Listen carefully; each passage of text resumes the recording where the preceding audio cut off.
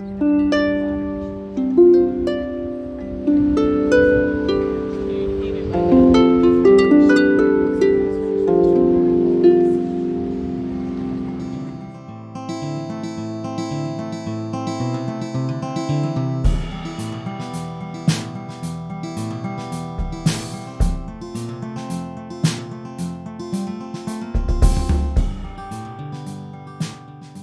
so now we're going to continue with part 2. And this section is more about peer-dependent relationships and royalty staff and households. But again, the techniques that are in this section are just as applicable to event staff or being an officer with deputies or any kind of conflict resolution or relationship management as anything else. So there are several different kinds of education methods when it comes to this content here.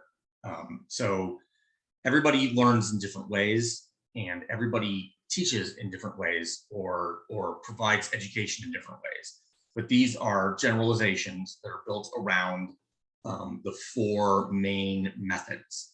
So it's important to remember, of course, that you use the right tool for the right job and you don't let the tool define the job. So if you're engaged in professional coaching, but you discover that you need to help impart, a more specific set of education experiences to somebody, like as a teacher, I mean, obviously you use that when you need to. These aren't rules, they're not boundaries, they're guidelines. So education methods. There are 4 kinds of education methods: teaching, mentoring, facilitating, and professional coaching, or coaching. And of course, being a peer or being a royal or running a household, being a household head. Obviously, again, any of these can apply to what you do. It's how you use it. So for teaching, you're imparting information directly, like your kids are taught by your teachers at teachers at school. This is what you need to do. Here are the steps that you should take. This is what's going to happen. The teacher presents the information, presents how it's going to be absorbed, and presents what's going to happen with it when you follow the steps.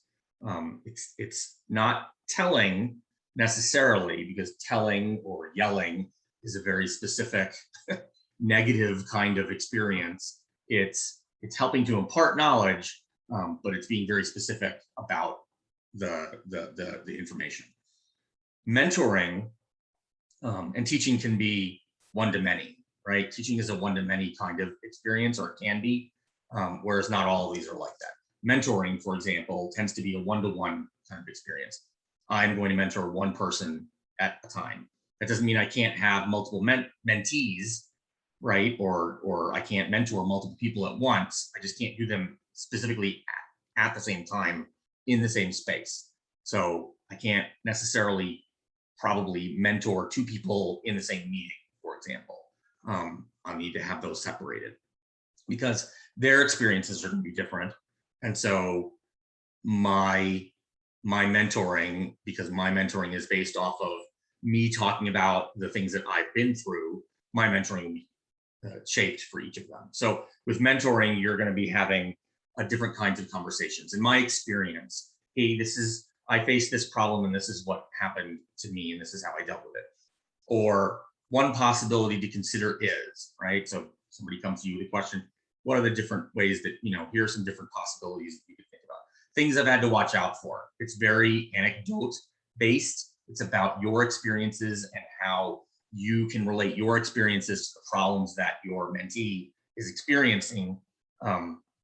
And so you're relating your life to their problems in a way, in a manner that will hopefully help them understand what it is that they need to do. Facilitating can be one-to-one, it can be one-to-many.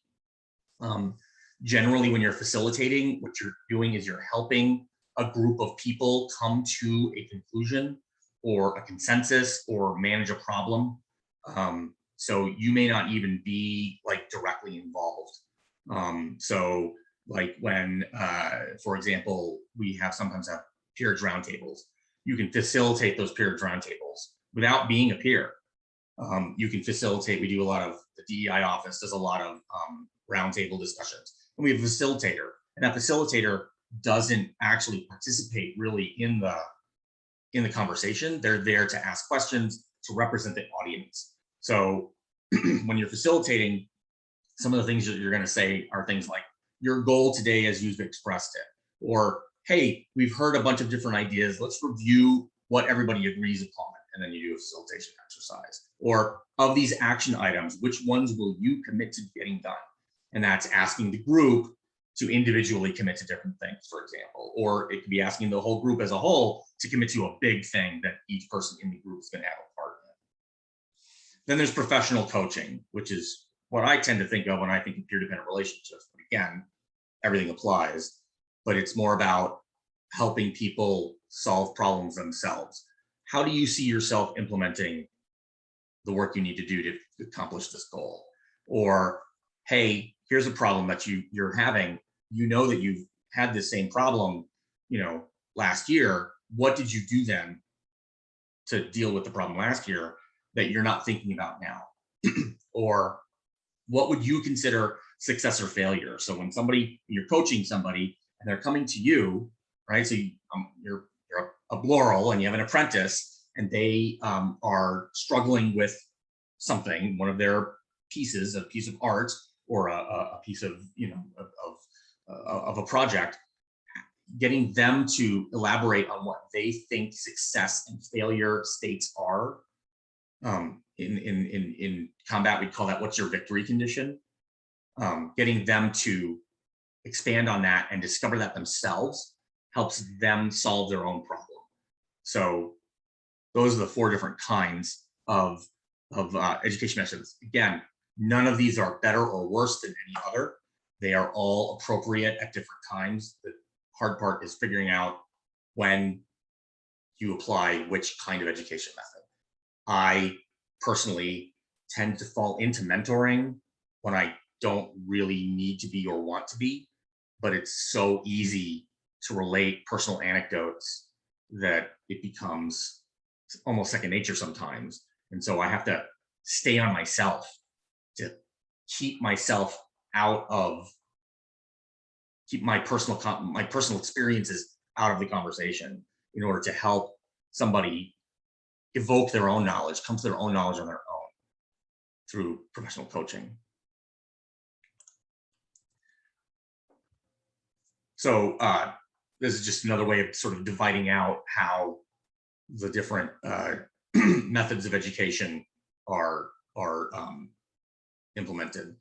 All right, so trainer in this case applies to teaching. So trainer, teaching, I didn't use the same word for both didn't use the same word for the same thing, and I apologize for that. But trainers are usually assigned.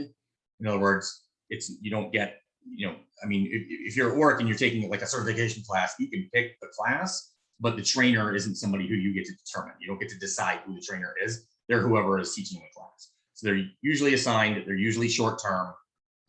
Their job, their accountability is to make sure that the learning objective has been achieved. So that's get through all of the material and, proctor or administer a test that makes it clear when you pass it that you understand the content. It is content focused. They have authority over that content. And their approach is to transfer a specific knowledge set to the students. A mentor is usually requested. So you usually don't get a mentor assigned to you. If you feel like you need mentoring, you will ask for that. Having said that, there are certainly situations where somebody might get assigned a mentor. If they're struggling at work, they might get assigned a mentor or buddy. Usually mentoring is long-term. And a mentor really provides advice. That's their accountability, is to provide advice to the mentees to help them address issues. It's content focused, so it tends to be about solving problems or about specific information to help solve problems, but there's no authority there. The mentor doesn't get to define where the conversation goes. The mentor doesn't get to say, the mentor can say, hey, let's pivot and talk about this other thing. But if the mentee doesn't want to do that, the mentee is really sort of in charge there. They're the ones asking for the help traditionally. So they're the ones who sort of guide the conversation as it goes. And their approach is, rather than transferring knowledge, they're sharing knowledge, because they don't have that authority. Like, there's no test at the end of a mentoring relationship. I can tell you all the anecdotes in the world, but if you don't absorb them, you don't absorb them, and there's not a lot that I can do about that. I can make recommendations, I can provide more advice, but in the end, the mentee is really, in most conditions anyway, the mentee is really in charge. Then we have the coach, which these are also not in the same order, which I also apologize for. I'm going to fix that in upcoming classes. So a coach can be assigned or requested. A coach can be long-term or short-term. A coach's accountability is to provide the person that they are coaching with the tools that they need for self-discovery. So a coach will help you figure out your problem for yourself, whereas a mentor will give you advice to solve your problem, and a teacher will tell you how to solve the problem, right? The coach is about you learning how to do this on your own by being coached. So the coach will help you figure it out, but the coachee, or the apprentice, or the protege, or the squire, or the provost, is responsible for doing the self-discovery. So coaching is more process focused. It's not about what, it's about how. And when I say how, it's not about like, how do I do this thing? It's about, how do I learn how to do this thing? Does that make sense? It's about the processes of self-discovery and learning and progressing on your path. And so the approach is to try and evoke knowledge. And later in the class, we talk about silence and how silence evokes insight.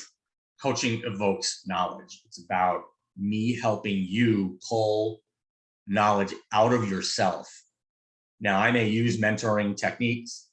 I'm certainly going to use facilitating techniques, which we'll talk about in a second. I may even use teaching techniques as a coach. But in the end, the job is to help this coachee or student or dependent learn how to do these things for themselves. And then last on this slide is facilitator, which can again be assigned or requested. Traditionally, it's short term. Facilitators come in professionally. Facilitators tend to come in for panel discussions, or a company is trying to do a reorganization, and the facilitator might be there to help facilitate that reorganization.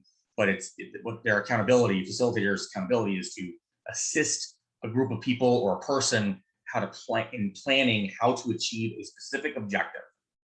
Okay, so rather than a coach who is all about helping you learn about yourself, a facilitator is about helping you figure out how to achieve a thing. Again, that's very much related to being a peer for a dependent or a teacher for a student, but it's a larger scale of knowledge transfer.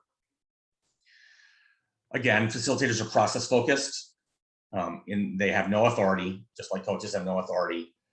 Again, it's unless you're being trained or taught, you are basically in charge. It's you as a student or a coachee or a mentee or a group that's being facilitated, you have to buy into the idea that what's being provided to you is valuable and that you're going to work to internalize it to use it. And then the approach is a facilitator. It says engages all knowledge, and I think that's the vaguest phrase on the on the slide here. What that basically means is that facilitators specifically can use any kind of method to get through stuff. My personal experience is that facilitators, if facilitators fall into like providing advice or anecdotes, you're really starting to edge into mentoring more than I think facilitator probably should. And again, you'll, decide what the best way to do something is at any given moment, but it's there, it really is about being separate from the group or the person who is trying to get the objective done. It's really about helping you learn how to do what you need to do in order to achieve your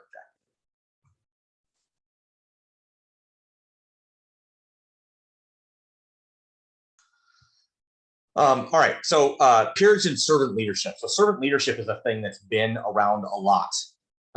It's a concept that's been around a lot lately. A lot of people talk about servant leadership. I am convinced that a lot of people don't really understand it. The focus isn't on the word servant. The focus is on the word leadership. You're still a leader. So yeah, I might, as a servant leader, go and get coffee, but I am not, as a servant leader, somebody who's going to just do stuff for you. That's not what servant leadership is. And I feel like a lot of people think that it really is sort of like a weird, undercover boss kind of situation where you really sort of want to learn how something is, how your employees are doing something, so you go do it too. And that way you're leading from the front, but that's not necessarily the way that works. In my professional work, I help to lead a team of engineers and developers. I don't need to know how to do that, like for real. Like I know some of it, I have some technical knowledge, but I don't really need to know how to do all of it in order to be able to lead the team. And I don't need to know how to do all of it in order to be a servant leader. What I need to be able to do is understand people. Okay, so here are the concepts of servant leadership, and the first one is one that I've actually put in myself, 0, because this isn't actually on the list. If you go look Google servant leadership, you will find 1 through 10, but you will not find 0. Self-care is incredibly important. Self-care is incredibly important. You cannot fill someone else's cup from your own empty glass. If you are burned out, if you are exhausted, if you are fed up, you cannot be a servant leader. You have to be able to, pull from yourself to help others. You need to be able to take care of yourself. You need to be able to rest. Listening, have a deep commitment to listening intently to others. Listen to hear, not to answer. Listen to yourself, not just to other people, but also to yourself. So your own inner voice. Empathize, strive to understand other people, recognize, accept, and celebrate them. Always assume good intent. This is something that my friend Maggie says. Assume good intent. All right? People don't generally break the rules because they want to be mean or break the rules.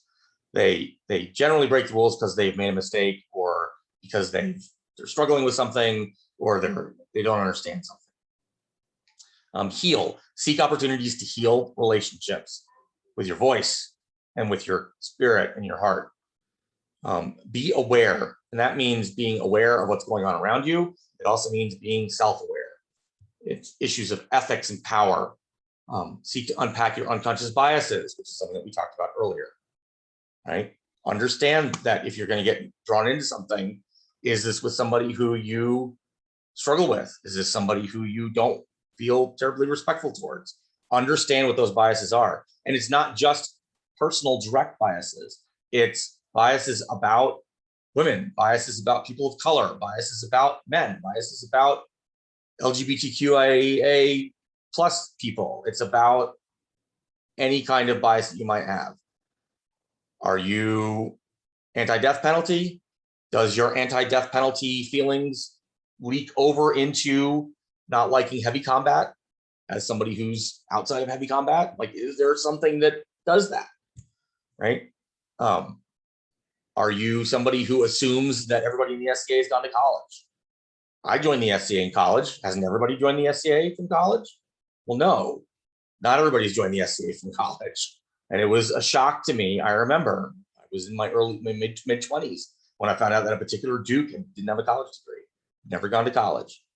It didn't make me think any less of them. I was just surprised because it never occurred to me that people join the SCA in other ways. It also didn't occur to me that people didn't go to college very much. I was a privileged child. persuade, seek to convince instead of coercing. Leadership doesn't depend on rank.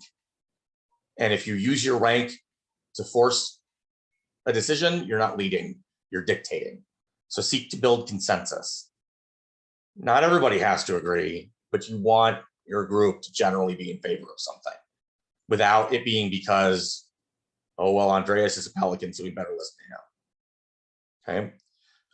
Conceptualize, which means, nurture your dreams, look beyond your day-to-day to try and figure out what you can do long-term in the future. Try and help other people do this as well. Seek foresight. Try to learn from your mistakes and your lessons of the past. Try to understand what's going on now and try to understand how that's going to affect the future. You can learn some of this. Some of this is, it says partly intuition here. Yeah, I think that a lot of this can be learned. You can figure out how to forecast stuff. You can't always anticipate everybody's reaction, but you can usually anticipate most kinds of reaction. Like you can say, people are going to react like this, or this, or this. And usually they're going to fall within one of those 3 or 4 things. Be a steward. That means living up to your commitments to serve the needs of other people with openness and persuasion. It also means living up to your commitments in general. It means caring for the resources that are around you, whether or not those are people or things. Take care of those. Commit to people. Everybody's got value. Every single person on this planet has some kind of value, and we are worth more than the work that we do. We are worth more than the things that we make. If I worked in a factory making widgets, I am worth more than the value of those widgets. Everybody has a path for growth in this organization. Not everybody wants to be a peer, and maybe not everybody has the ability or the potential to be a peer, but everybody has a path for growth in some direction. Even if it's just being a better person, even if it's just being a better marshal or a better chatelaine. And so recognize that growth, commit to that growth, and work to nurture that growth. And then build community. Identify means for building community among those who work within a given institution. So how do we build community in the SCA? What are some of the ways that we build community in the SCA?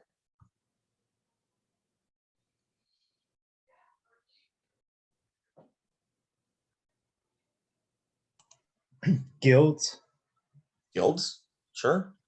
Households, right? What are some other ways?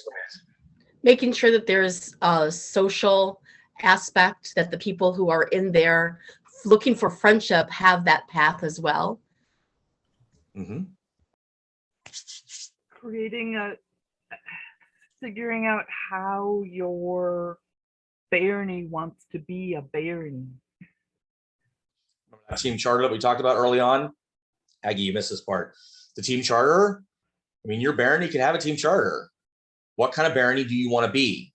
You don't have to call it a charter, although maybe you do, right? Like every barony has a charter in the Midrealm. Like it's required. You have to have a charter. Now, usually that charter is mostly a set of rules, but there's nothing that says that you can't go back to the beginning of this class and pull that charter information out and sit down with your barony and have that conversation.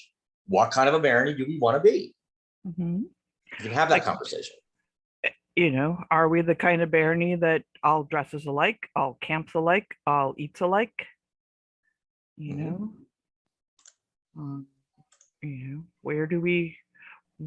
do you as a barony come together?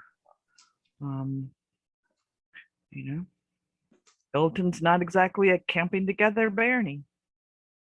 Right. And that's okay. It is, as long as everybody that's what people want. Yeah, right. As long as that's what people want, right? So,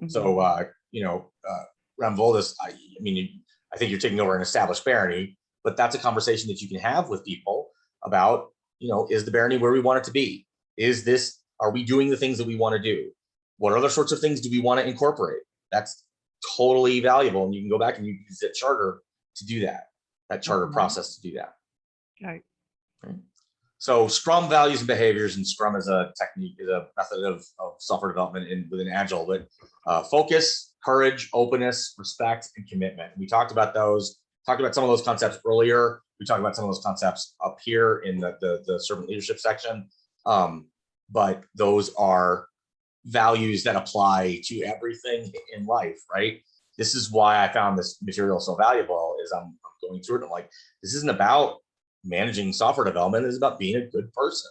It's about learning how to be a better person and learning how to improve myself, and recognizing that it is okay for me to fail, recognizing it is okay for me to make mistakes, as long as I understand them and I explore them and then I seek to improve. I think one of the things that has helped me a lot in the SCA and helped me is this sort of self phrase, which is everything that has to be done in the SCA can be done badly. And not everything has to be done really, really well either. It is okay to do things good enough. Good enough. It is okay to do something because you like doing it, even if you're not very good at it. Right. If there is only one human who volunteers to be the seneschal, if they're not an amazing seneschal, it's okay, because right. A seneschal has to be done. Right. We have to have one. Right. Exactly.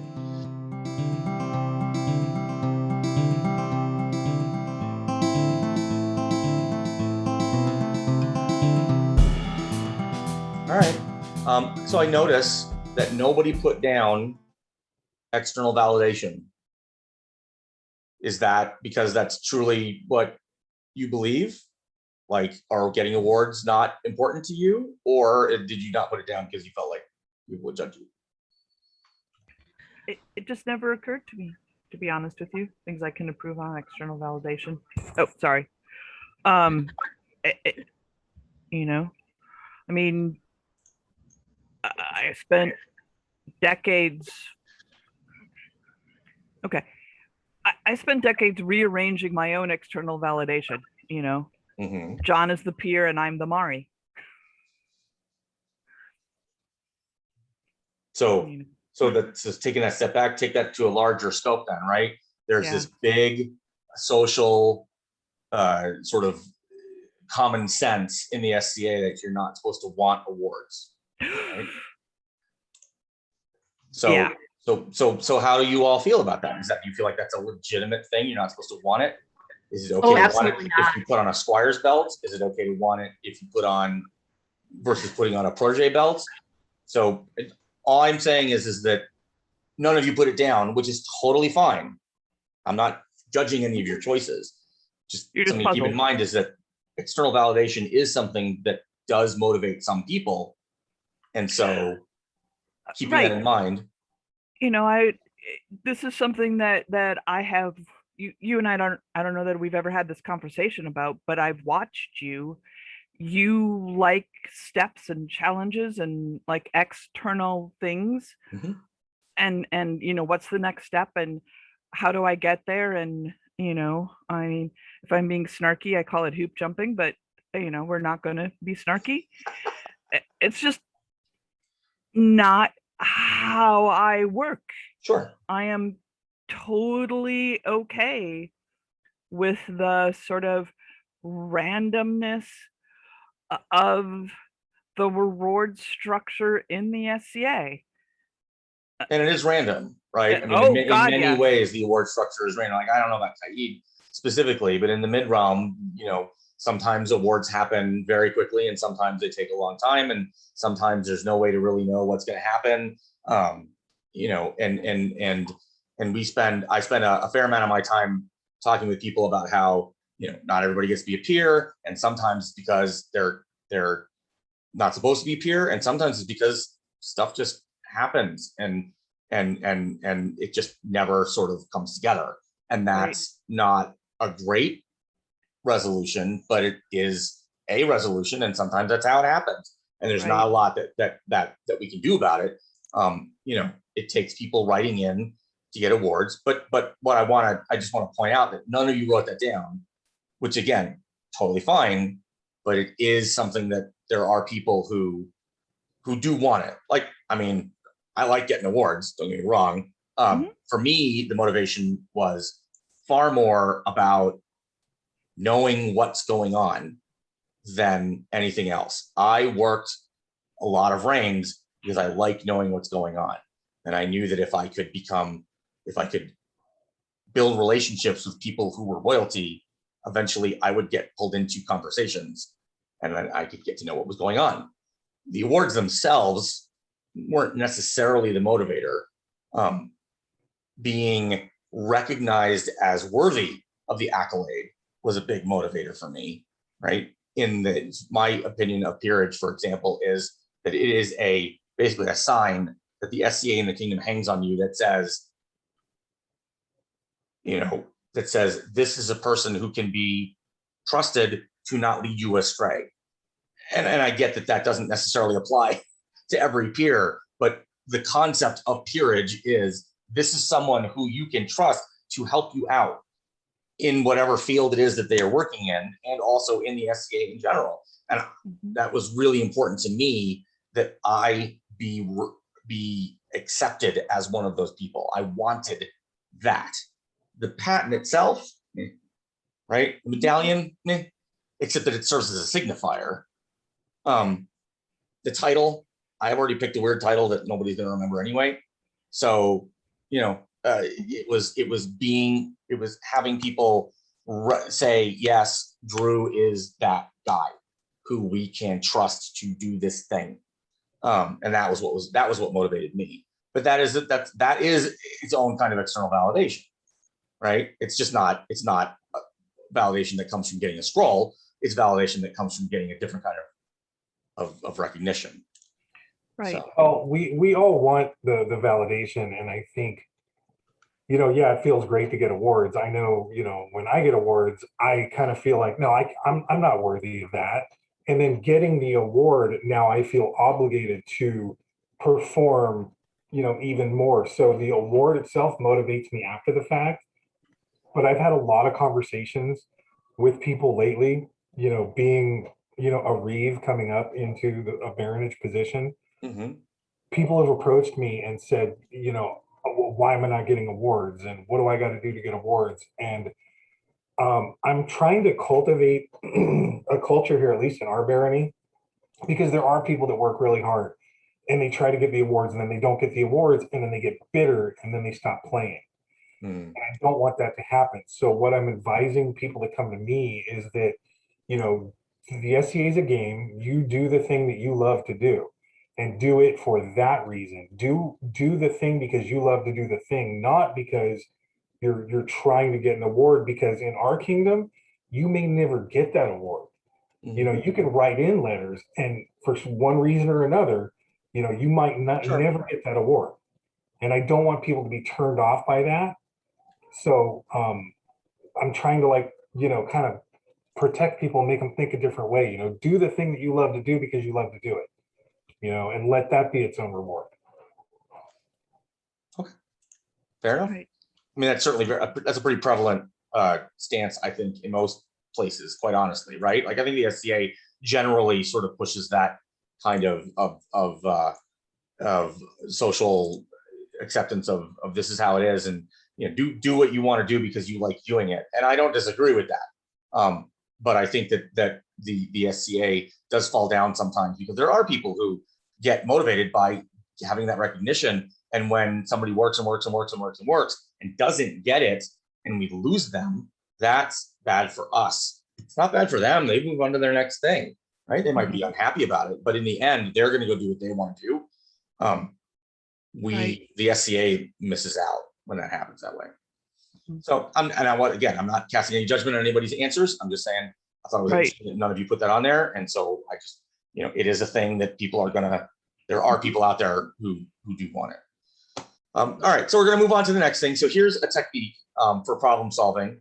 And as I specifically said, I thought that this might be helpful for you to help you establish, figure out the way your barony operates, perhaps. If there are things that are confusing, maybe there's not, but the 5 whys, and this is a particularly mundane example, and I don't mean mundane in that it's not SCA, I mean mundane in that it's boring, but that's okay because it's I use this example to illustrate it as opposed to actually, like, nobody actually did this with tea kettles, right? But the 5 whys is here's a thing.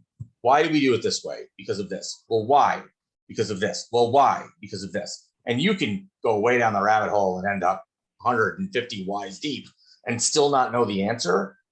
Hopefully, you should be able to reveal the root cause of the problem after 5 whys. Why was my tea cold? Because the water didn't get hot. Why didn't the kettle heat the water? Because the fuse in the plug was blown. Why was the fuse in the plug blown? Because it was not the right fuse. Why did we use the wrong fuse? Because we didn't specify the right fuse. Why didn't we specify the right fuse? Well, we didn't specify any fuses. So the manual for the tea kettle doesn't say use this kind of fuse. It just says when the fuse blows, replace the fuse, or a fuse is necessary, or maybe it doesn't say anything at all. So the root cause of the problem here is the documentation for the tea kettle is incorrect. It's missing information, right? So how would you use this in the SCA, for example? The Midrealm,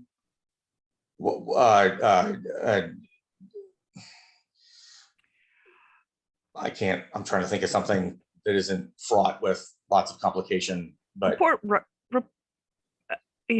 sending on reports. Why do exchequers file their reports in the Midrealm? Why do exchequers file their reports using Google Docs instead of using the reporting portal? Because the reporting portal can't support the complexity of the report that the exchequer needs to have. Why is the exchequer report so complicated? Because it deals with financial information. Why does it deal with financial information? Because the exchequer is a financial officer. So now you found your why in 3 whys instead of 5 whys, for example, right? You could also go in another direction, which is why can't the portal support a more complicated report? But I think that it's best that we not go down that particular path right now because that leads to a poor decision made on behalf of the kingdom, and nobody needs to revisit that. So, but the point is that you use those whys to try and find out the root cause of things. It takes fewer whys when it's a technical problem or a process problem. It takes a lot more whys when it's a social problem. Most problems in the SCA are social problems, so it's probably going to take you more than 5 whys to figure out why a barony does something. But we could do it for Ayrton, right? Why is Ayrton the way it is? And pick a specific question, and it's going to take us more than 5 layers probably to figure out what the root cause of that is, if we even can. That's the other problem with trying to solve social problems, is things can be literally lost to time. Right. Why does this barony not get along with that barony? Well, they've had a long-standing feud that arose out of disagreement between 2 households. Well, why did that happen? Because the 2 households were disagreeing about a thing. What do they disagree about? Nobody knows. And that's the thing about SCA. It's like, we had a fight with them a long time ago. You're the last human standing that remembers that. So even though you may not get to the root cause, that exercise may still help you reveal something. Like you learn something from that. We fight over something that nobody remembers what it is anymore. Why are we fighting? Maybe we shouldn't. Mm-hmm. Right? Capulets and Montagues. Yeah. It's like out here on the river, this multi-state organization to the west of us, they don't like us. Why don't they like us? Nobody knows, but they don't like us. And they hand it down to their children. Right. But nobody wants to ask why. Nobody wants to talk to each other to determine why do we still don't like each other. And to come up with a reason. Right. And you have to be willing to do the exercise, and you have to be willing to uncover uncomfortable things. Like maybe you realize that the reason why you 2 baronies don't get along is that your peer stepped on somebody, like literally stepped on somebody walking up to get an award or something, right? Or your peer's peer or whatever. It may end up being something that you can control, and it's also maybe your fault. But that's okay. As long as you're willing to explore and understand the root causes of things and not carry any emotional baggage with it, you'll be okay. So this next one is called the Fishbone or the Ishikawa diagram. It is a lot like the 5 whys in many ways, except it allows you to look at more complex problems that might have larger, more moving parts. So you've got more to explore. So, I mean, you don't have to draw the actual fish shape, right? The important parts are the lines, and it doesn't have to be right to left, or this is, yeah, right to left. It can be left to right, it can be top down, it can be bottom up, however you want to do it. But every time you have a problem, this is something that's happening. Here's what the problem is trying to solve. And you draw that line, and then what are the root factors? What are the factors involved in this problem? And you branch those off. And then you branch off from there. What are the causes of those factors? And then you branch off from there. What are the reasons for those causes? And it lets you get a more holistic view of the picture. 5 whys, in theory, will help you narrow down to a thing. This has the possibility to enable you to see a holistic picture of a systemic problem that's not just about one thing, right? It's not caused by one thing. It's caused by a lot of things, right? This work will potentially work better for bigger social problems because you can then say, you can incorporate those other aspects in there, right? And then you can look at, you know, again, this is written for software development. This is a software development problem solving tool at its root. So you know, what's the most likely cause? What's the most influential cause? What's the most dangerous path to follow, right? That's for software, but it also allows you to, I mean, you can apply these to the SCA as well, right? Is this the most likely cause? Is this the most influential cause? Like, yeah, the problem might be that people at our, you know, if the problem is you're about to get your barony nuke because the marshal hasn't been sending in the rosters for contact tracing or whatever, right? Well, what are the root causes of that? Well, one root cause might be that people just aren't, that the marshal's not bringing the form to the practice. Well, why isn't the marshal bringing the form to practice? So you're practicing the 5 whys internally to the Ishikawa diagram, right? Why isn't the marshal bringing the form to practice? Nobody signs it, so he just stopped bringing it. Okay, well then, but what's the other problem? Well, the other problem is that there's this knight who's anti-contact tracing or whatever, and he has been talking about it a lot in informal social gatherings, and that's influencing the group. So now you've got 2 potential causes. One is that the fighters aren't signing. The other one is that Knight is talking this concept down, right? Or a Laurel or a Pelican, whatever, it doesn't matter. And so you've got an influential cause and an actual, like, almost technical cause, and they work together. And so it all comes together at the head of the fish to help you understand what the actual problem is and how to resolve it. Because it's not enough to just tell the fighters, hey, you better sign the thing, because if the peer is more influential than you are, doesn't matter how much you tell them. If they think the peer is going to be able to control them, has more control over them, they'll follow the peer every day of the week. And so now you need to go talk to the peer too. Or maybe the problem is that the marshal doesn't have a printer, and so somebody else needs to print the form. It could be as simple as that, right? And the marshal asked the seneschal to print off the form, but the seneschal won't do it for some dopey reason. Okay, so then that's another different cause, right? So it can be more than one thing. The 5 whys lead you to like one problem. The Ishikawa diagram leads you to potentially multiple problems. All right, so now we're going to talk about something called beautiful questions. Children, little kids, ask hundreds of questions every day. Let me tell you, my 8-year-old and my 5-year-old, and I'm sure you know too, they never ever stop asking questions, especially at bedtime. So, but at some point we stop asking those questions. We stop asking these beautiful questions, or any questions at all. We sort of say, well, that's the way it is. And so beautiful questions can help us figure out how to change things by asking questions that we wouldn't normally ask. The idea is there are some leadership questions, there's some connecting questions, there's some decision-making questions. some inquiring about life questions, and then what other questions can you think of? You know, you don't necessarily have to write anything down in this particular exercise, but what are some questions that you think you might be able to use for a situation that you've experienced in the past or a situation that you've got going on now? So do you have, like, are any of these questions are, you know, like we've been talking about recruitment, making people feel welcome. So the connecting with others questions, these are questions that you ask yourself. You know, why connect with other people in the SCA? Well, it's to help new people feel more welcome.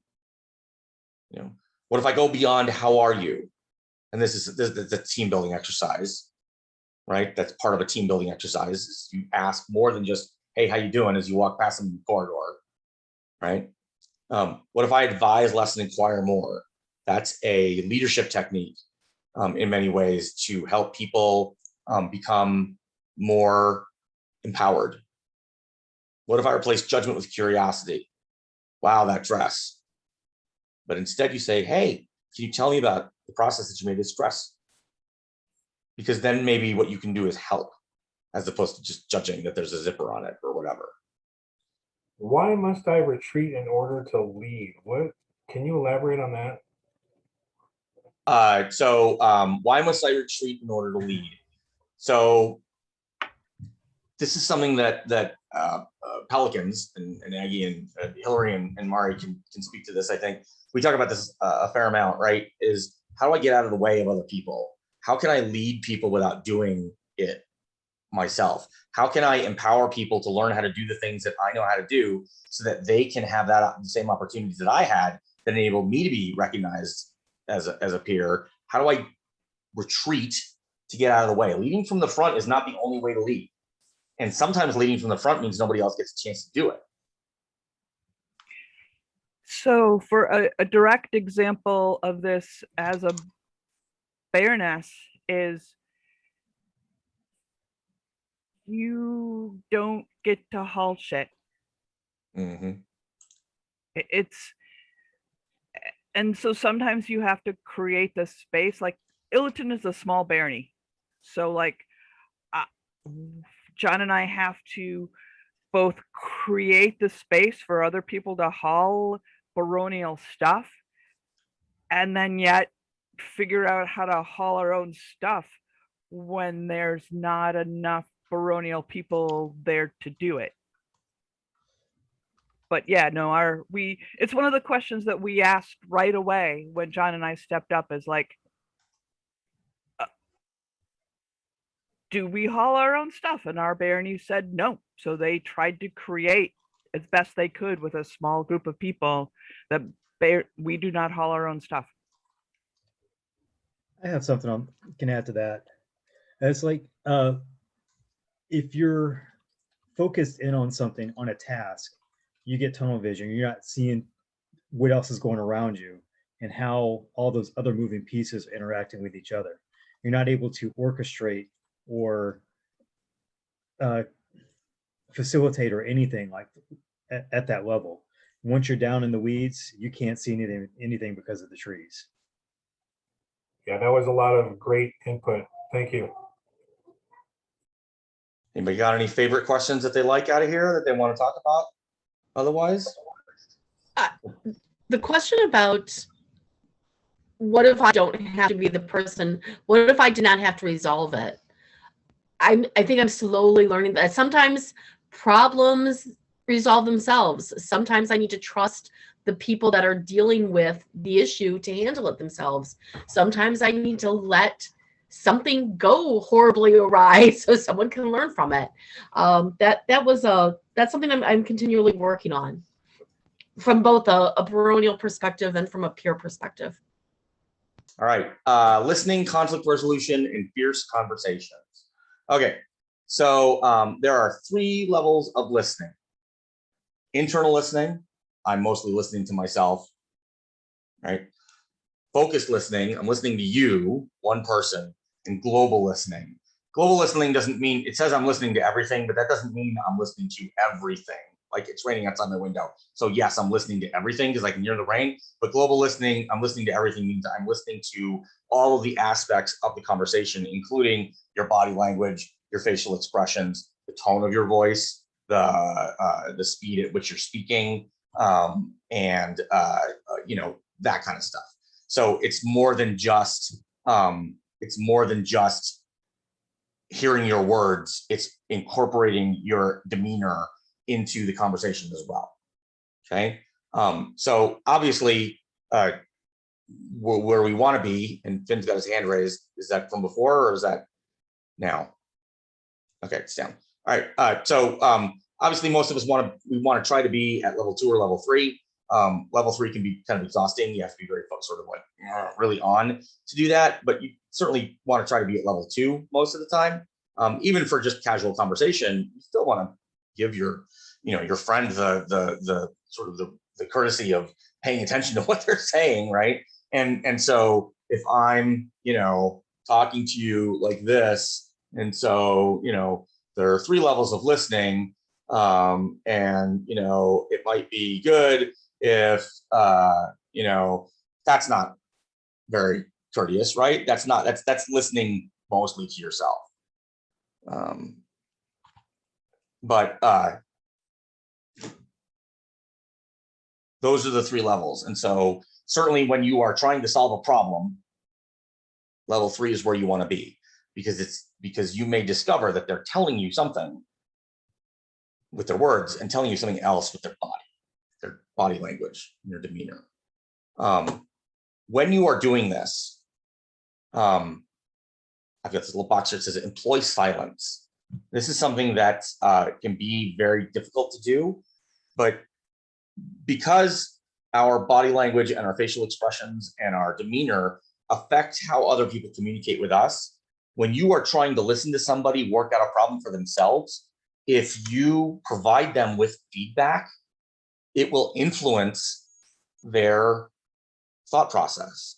So if Mari's telling me something about a project she's really excited about, and I'm nodding like this, she's going to think that I agree with her. Now, does this mean I agree with her? She doesn't know. I haven't said yes or no yet. I haven't said, wow, that's great, or no, that's terrible. Maybe my nodding is just an acknowledgement, right? So I can be, not only am I giving feedback, but I might be giving the wrong feedback. She might be interpreting it differently than the way I mean it. So one of the things that I try to work on when I'm working with somebody, especially when they're trying to figure something out, or they're working on a problem, or they're having, I want to say that they're upset, because when somebody's upset, you want to comfort them. But there's that space in between being irritated about something and actually being like really upset about it, where it can be helpful for the person to just talk through the problem so that they can figure it out. And so you want to be silent. You want to sit neutrally. You want to be still, and you want to not provide physical feedback. And so 2 things are going to happen. The first is that you're not going to influence your conversation partner's thought process, because you're not giving them anything to feedback off of, right? So you're not going to give them a feeling of agreement or not agreement, right? You're not going to make them feel like you think that their idea is dumb either. Because if I've gone, when Mari tells me about her great idea, then maybe she feels like I don't think that it's a great idea. But maybe I do think it's a great idea. I'm just thinking in my head of different ways to do it. Well, first of all, I'm no longer listening to her. I'm listening to me. And second of all, I'm giving her feedback that isn't clear. But the other thing is that if you wait and you're silent, people will come to what they think is the end of their thought. And then you don't say anything. And you let the silence stretch out. And frequently, not all the time, but frequently, they will go, oh, but maybe something. Insight will emerge, because you're not giving them anything to react to.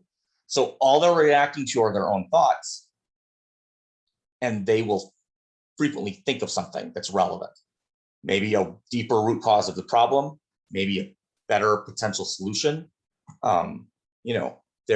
There's a lot of different possibilities that might happen that you won't get if you can't be still and be neutral and be silent. So it's extremely helpful in coaching, where your job as a coach is to invoke knowledge. Your job is to help people learn how to do something themselves, right? Figure it out on their own, solve their own problems.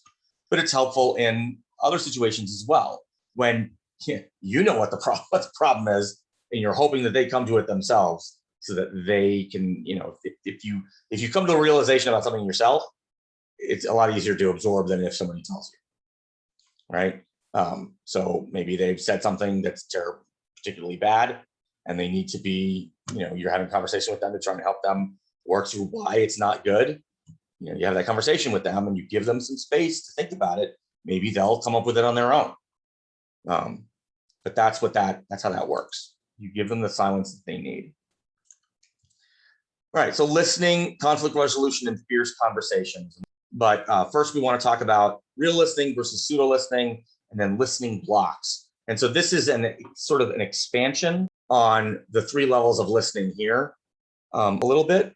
Okay, so real listening is when you're trying to understand, versus pseudo listening is when you're trying to identify weak points. You're listening to answer. Oh, I'm going to tear your argument apart here, right here, right? Happens a lot on Facebook, political discussions on Facebook, right? Enjoying the conversation versus preparing your response. Again, actually paying attention to what your partner is saying versus listening to answer. I need to come up with an answer for this question, and so I better start formulating it myself. Learning something. We listen to learn. Or maybe you're half listening to avoid offense. That's pseudo listening. Giving help, support. Maybe you're not the solution. Maybe it's not the solution, but you're actually trying to help, or just showing interest so they'll like you, right? Being a sycophant. You want to do real listening. You don't want to do pseudo listening. Pseudo listening doesn't work, doesn't get you anywhere. Eventually you'll get caught up if you're being a sycophant, right? Or if you're half listening. Somewhere along the line, they're going to ask you a question, and you're going to end up not being able to answer it because you weren't paying attention. So here are a list of, these are 12 listening blocks, right? Comparing, mind reading, rehearsing. So comparing is trying to put everything into your own context. Mind reading is when you're trying to figure out what they're thinking by their demeanor. Rehearsing is when you're practicing it in your head. Filtering, you're sort of leaving out the parts you don't like, right? This is my one-on-one with my boss, and he's giving me a 4. So I'm going to concentrate on the good stuff, but because I'm getting a 4 out of 5, I don't need to think about the bad stuff. That's not true. There's always something to improve upon. Judging, that's pretty clear. Dreaming, just not paying any attention, Identifying. So again, this is a little bit like comparing. It's where you're trying to identify with the situation, but when you're doing that, you're having a conversation in your own head. Advising, where you jump the gun and you start trying to give advice, answer the question, solve the problem before they're done with their discussion. Sparring is pretty obvious. Having to be right. That's me. Always having to be right, always needing to get in the last word. Derailing. Oh, that's not a problem. What about this thing over here? And then placating, where you're sort of, oh, well, that really sucks. That's terrible. Okay, let's move on now. Where you pretend like you're identifying with them, and you pretend like you're recognizing it's a problem, but it's not really a problem. You don't think it's a problem. You're just saying that to get them to stop whining about it, right? Okay, so here's 3 methods for improving listening. The 4 L's. After an interaction like a class or an event or a mentoring session, whatever, consider these 4 L's. What have you enjoyed about the interaction? What new thing did you learn? What could have been done better? And what did you want that wasn't included? This is this is in the presentation. I'll make that available to everybody at the end. And also my survey asks these questions, not necessarily in those words, but a big part of my survey is asking those questions. What did you like? What was good about the class? What was good about the court? What was good about the event? What did you learn out of the class or the event or the interaction? What did you wish had been done better? And then what do you wish had been included? Because those are 2 different things, right? Done better is, I wish the chicken and feast had been cooked better, versus what did you want that wasn't included? Well, I wish that there'd been something to eat besides chicken, right? Those are two different, we're back to the chicken thing again. Those are two different things. So the 4 L's is one thing that you can do. The 5 Y's, which we've talked about, again, we've talked about before, and then the 2% truth, which we talked about earlier, which is, given the constraints that I talked about before, which is this doesn't have anything to do with being a racist or a bigot or a sexist or a homophobe, except that 2% of any feedback is true, no matter how unreasonable, harsh, uncalled for, or ultimately wrong it might be. And there's 2 reasons for that. The first reason is that what you really want to do is improve your working relationship with people. And the second thing is that even if it's not true, even if there's 2% of it is not true, it's completely uncalled for. It's completely unreasonable, 100%. Saying you're sorry never hurts. Saying you're sorry never hurts. If somebody thinks that you've hurt them, they're still hurt. And so apologizing doesn't hurt you, and it helps them feel better. Now, again, most of it's probably, a lot of it may be unreasonable, right? And in the case of people spouting off bigoted trash, it's not relevant, right? That's never the case. But in these kinds of working relationships, conflict resolution situations that we find ourselves in the SCA, there's probably some truth to it somewhere, and it's okay to accept that. And so apologize, because it never, ever, ever hurts to say that you're sorry. Now, the only true apology is change behavior. So you got to back up your apology with doing better, but it's a start. It gets you into the conversation, and it helps the other person be less angry so they can talk to you. Because if they're enraged, it doesn't matter what you say in your own defense, it's only going to enrage them more. But if you diffuse that by saying, I'm really sorry, let's see what we can do to fix this problem. Again, it might not be your fault, but you're still helping the situation get resolved. Now, that doesn't mean to accept blame. It doesn't mean that you should allow yourself to be a victim. It doesn't mean that victims should be blamed. These are talking about working relationships and conflicts over working relationships or mentoring relationships, that kind of thing. Okay. It's okay to start off by saying you're sorry. All right. And I have a document about the 2% truth that I've written out more in depth that I'll share as well at the end of in the class. All right, so here, this is something called the Thomas-Kilmann conflict response model. So this is about how people respond to conflict, or respond to really interactions almost, but it's mostly conflict. Again, none of these are always right. None of these are always wrong. Nobody is ever 100% one of these. Some people use some of them more than others. Some people may use them all.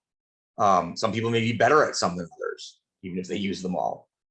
So the bar on the left is assertive and unassertive. The bar on the bottom is uncooperative and cooperative. So you've basically got 4 quadrants with your true compromise in the middle, right? So assertive, so competing is being assertive and uncooperative. I'm going to win. Whereas collaborating is being assertive and cooperative. So you're working together. It's really where you want to be, right? Because this way everybody wins. Collaborating is an everybody wins situation. Okay. Accommodating is cooperative but unassertive, and avoiding is uncooperative and unassertive. So accommodating is, okay, fine, you can do it your way. Whereas avoiding is I'm not even gonna have the conversation with you. Okay. And then compromise, again, is the sort of expedient, mutually acceptable solution that satisfies everyone, but not everything. Everybody has to make some concessions. You rest on the middle ground. Sometimes that's the right thing to do. I think that collaboration is usually the best, but collaboration is a lot more work than compromise. Okay, so think about like what your sort of go-to Thomas-Kilmann response, conflict response is. Like, what's your go-to? I tend to be very accommodating. Oops. I used to be very much a competitor, but I tend to be very accommodating now. I like to be here, sometimes here, but I like to be here. I like to work with people to make things better. All right, Fierce Conversations. So this is a book by a person named Susan Scott. It's about having difficult conversations with people where you really open yourself up, and it's not talking just to talk, and it's not talking just to be heard. It's talking, it's actually communicating with each other. So strong and robust and powerful and intense, but yelling, not barbaric, not cruel, not menacing, also not like, you know, giving in, not surrendering either. Okay. But there's 7 basic principles for having these kinds of conversations. You gotta be strong enough to really question your own reality.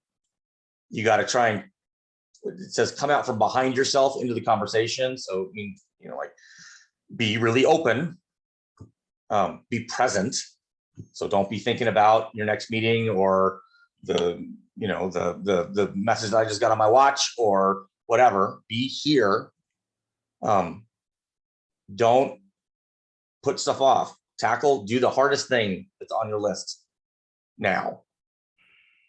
Instead of going easy to difficult, do difficult to easy. Obey your instincts.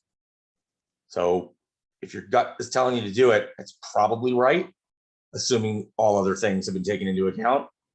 But then at the same time, take responsibility for what you do and how it affects other people. Right? So if you come in to a conversation and you're incredibly emotional, you may be affecting other people because of your emotional aura, right? Your emotional presence. And use silence, because silence evokes knowledge and insight. So it's a really good book. Strongly recommend it for anybody who has to interact with anybody else for anything. So that's basically everybody. So the Fierce Conversations model is about, and again, this is about solving problems. So it's about confrontation. Okay. So first you have to get past the whole SCA doesn't want you to deal with confrontations in the first place. Right. But once you get past that, you're going to name the issue, talk about what you want to change, like examples of it, how you feel, and then sort of what the stakes are, like what's at stake. What if we don't solve this problem?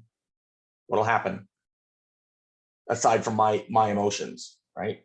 And this is, you're both doing it together, right? Like you'll have an opening and then your conversation partner will have an opening, or you'll bounce back and forth or whatever, right?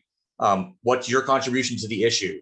That's not just what are you going to do to fix it, it's what you've done to make it difficult. And maybe it is possible to be in this situation and not have done anything. But generally, there's some sort of, you know, something's happened between you and someone else. What do you want to resolve? And then the response. So again, traditionally, the way this works is one of you goes first and then the other of you goes. You can mix it up. It's harder because you have to stop being fierce and be receptive to their fears. And that can be more difficult to do if you're bouncing back and forth between the first 6 or 7 steps. Then you discuss it. You try to clarify things. You ask questions like, I feel, or you know, why, or, you know, things that will help to clarify without making the situation more difficult. You gotta be brave and you gotta be compassionate and empathetic. You gotta try and figure out where the common truth is, where's the understanding. And you have to acknowledge that it's possible that their position and interests are valid and also more important than yours. It is possible that you may think that this thing that you want to have happen at an event is really, really important. But in the end, after you have this conversation, you realize it is not necessarily what needs to happen. Instead, I need to acknowledge that this other thing needs to happen more. It's more important. And so I'm going to give up the space. Right? Then you move into your resolution. What have we learned? What are we going to do now? What have we not talked about? Right? Are there things that have been unsaid? And how can we move forward? And then you agree on your new behaviors and your new accountability. So whatever that is, right? That's how you're going to move forward. Okay. This is very similar to the conflict resolution model I use for my contracts with my dependents. We're going to talk about it. We're gonna sort of discuss the issue. We're going to talk about how to fix it. We're going to determine our decisions, and then we're going to agree to stand by them, stand by those decisions. And again, this works in many different kinds of situations. It doesn't have to be just peer dependent. Okay. This is called the leadership circle profile. It's just a graphic. It helps you find out what kind of leader you are. I have the website for this. It's in my appendix of the handout, which I'll be sharing with everybody.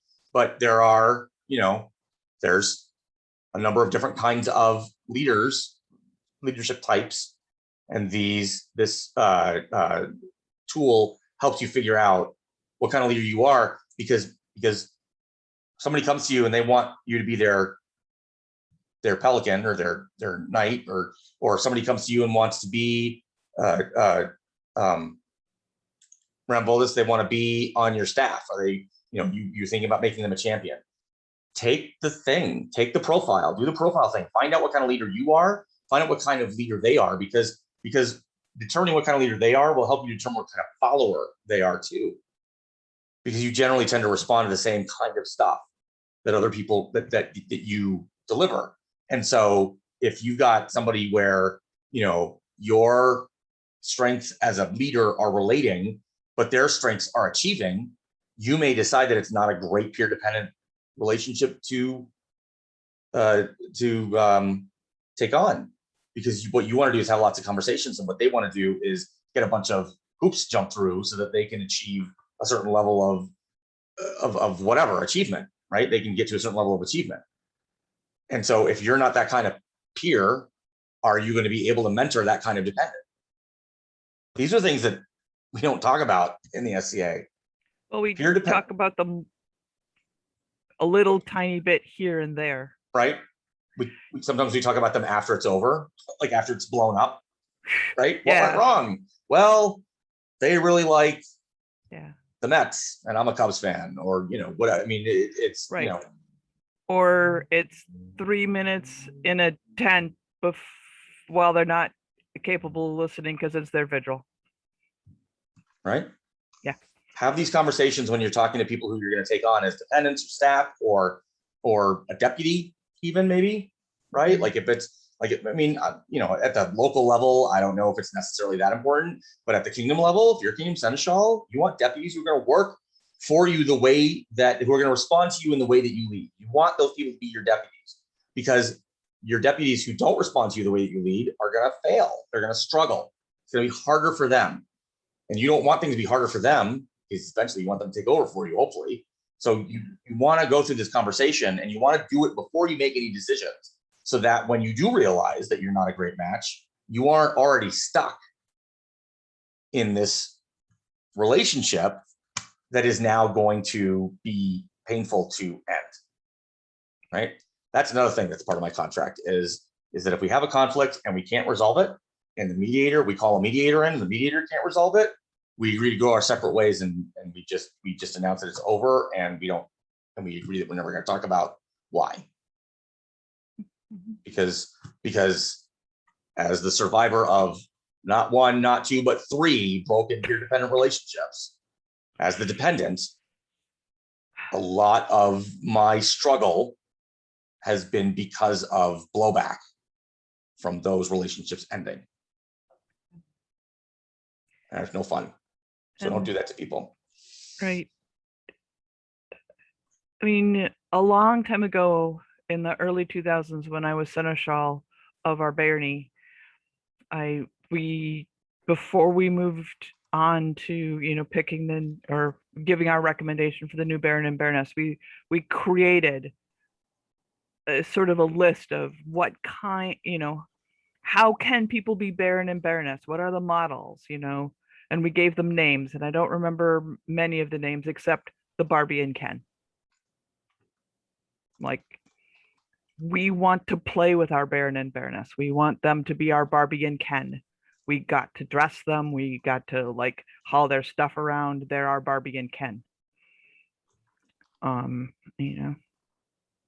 Hillary is probably my favorite example of the cheerleader. Oh my God. She does cheerleading as a baroness so freaking well. Right. But, you have to know what kind you are. Because you can't be a different one. You can be a better one, but you can't be a different one. Okay. That's really true. I mean, trying to approach something in a different manner, you just revert back to who you are. Mm-hmm. Okay. So, something to consider thinking about, right? All right, moving on to the next one, communication of coaching agreements. So this is an extension of sort of what you find out here in the leadership profile circle is where you're going to start to think when you get into the coaching agreement itself. Now, again, this is for like a professional coaching agreement, but gosh, does this look a lot like my peer-dependent contract. Elements, set the focus and scope, expectations on what the coach will or will not do, right? I mean, create an alliance of coaches by co-designing how coaches and coachees will interact. Yeah, I mean, that one doesn't necessarily apply, but certainly I have in my contract how my dependents and I are going to interact. Certainly from time to time, we have a quarterly review. We talk all the time, but we have a specific period, specific dates every year where we sit down to talk about the relationship. How is it going? Are we still happy? Is there something that we need to talk about, right? Our foundations, acknowledging everybody is creative and intelligent, okay? Maintain neutrality that's a professional coaching thing. Using silence, no colluding, which means that it isn't really relevant. I don't know if it's necessarily relevant to the SCA, but it's about not cheating with other coaches or with other clients, right? Like you can't use what you find out in a session to benefit someone else. Okay. Oh, I think that's totally relevant to the SCA. I mean, it's relevant in that yes, so sure, there are places where it can be relevant, but I was thinking about it in the context of a professional relationship where you're trying to get a contract, I guess. But sure, yeah, it's relevant to the SCA. So I mean, ways that you could think that might have an effect. So somebody is friends with the king and knows that a new position is becoming available, and they think that it would be really good for their dependent to get that position. They might sit down with the king, who they're good friends with, and have some kind of conversation where that person ends up getting the position without going through the proper application process, right? Yes, you still have the applications and people will still put in their resumes, but really the decision, right? So that's a way, that's one method of doing it, right? And it's because the dependent found out about the position becoming available through some kind of private conversation that they had with somebody. Basically what it means is don't manipulate the knowledge that you get out of coaching to hurt other people. So, I mean, I can think of some really terrible ways that peers could do that because people talk to peers. Hold the client's agenda. So that's about doing what you're, helping your, so there are peers out there who seem to keep score, and it's all about how many people they can get elevated. And that makes them a better peer. And I don't know that I necessarily disagree with that. I think it's important for peers to work to help their dependents better themselves, but peerage does not have to be the be all end all of that relationship. And more importantly, it's not a competition. There is no bucket of peerage that gets smaller and smaller every time somebody new gets elevated. If there were, we would have run out a long time ago. There's an everlasting supply of pure quality, pure-istness, right? It's there. Anybody, most people are capable of becoming peers. It doesn't make your peerage less worthy when somebody else gets theirs. Okay, so the point is that it shouldn't be about you pushing your dependent to do stuff that they don't want, because that's going to get them the accolade. It's about meeting your dependents' needs. You're there to help them. My job as a peer is to help my dependents on their path, whatever that path might take them. And if they choose to not pursue peerage and to say, I like being a protege, I don't want to be a peer, it's too much for me. There are people out there who don't want it. There are. It's my job to say, okay. Now, if I'm not that kind of leader, that's where the previous thing comes in. You definitely need to, hopefully you have found that out walking in the door. Now, it's possible for someone who comes in as a dependent and says, I want to be a knight, to decide or realize over time that they don't. That's a little bit different. But if you take somebody on as a dependent and you discover, in month 3, oh, well, I've never wanted to be a peer. I just like having the relationship. And that doesn't work for you, you should have found that out walking in the door. That should have been the first question you asked. What are your goals, right? Because that's the next section. But hold to your client's agenda. Engage your emotional and social intelligence. I've got some links about emotional and social intelligence, but it's just about being smart about how you interact with people and how you talk to them and how you support them. There's tons and tons of material out there. I don't think I could summarize it with any more detail than that, really. It could be a whole class on its own, and maybe I'll write it. Engage the system. This is something that, is maybe a little bit easier to do in a corporate setting where there are, it's a little bit more, do these things and you'll get this, whereas the SCA isn't built like that. But that doesn't mean that you can't work within the system to help your dependents improve and get better and potentially get that validation that maybe they need it, and maybe they don't. Being present, of course, it means you're there to work to help them. You're not there to help you. And bring yourself. So be authentic and be yourself, and be honest with them and tell them how you are. And then goals. So you gotta be transparent. You gotta set expectations, and those expectations are both ways. I have expectations of my dependents. My dependents have expectations of me. Limit your assumptions. Work with your coaching fundamentals, which is about professional coaching. But if you decided that you're going to be a certain kind of peer, be that peer. Don't change your techniques in mid process because you don't think it's working. You got to sit down and talk to the people who you're mentoring before you do something like that. And then provide a foundation of agreement when things get challenging. So that's about, I'm here for you when things get tough. We can talk, but we're going to be, we're here together. We're in this together. I'm doing this with you. I'm here to help you. Right. So that's, a lot of this is applicable. Some of it isn't directly applicable, but you can adapt it.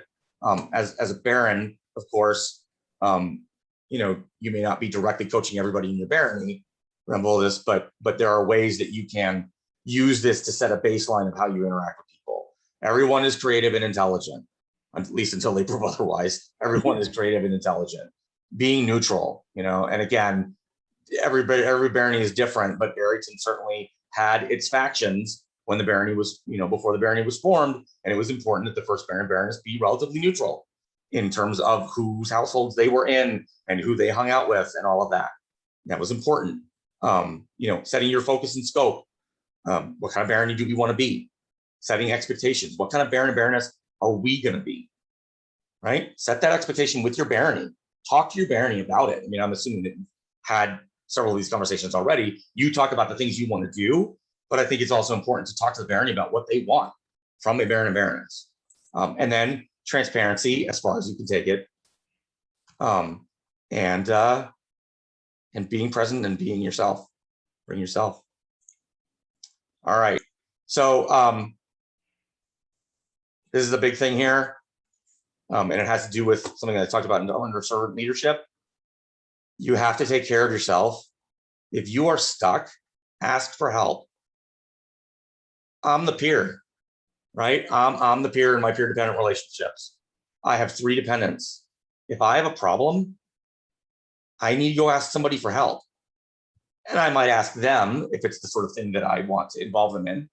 But if I'm like, gosh, my protege is having this thing and I don't know what to do, I'll go talk to somebody. I'll talk to Hillary. I'll talk to Maggie. I'll talk to another friend of mine, some other friends of mine. You know, I have people that you can go talk to.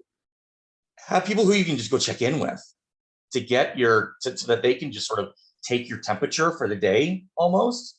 It's just give them what they need. Give them the information that they need to help you. Okay. So list of sheets, list of different links about different things. A lot of these are Wikipedia links. I use Wikipedia because it's crowdsourced, and in theory, it can at least be improved.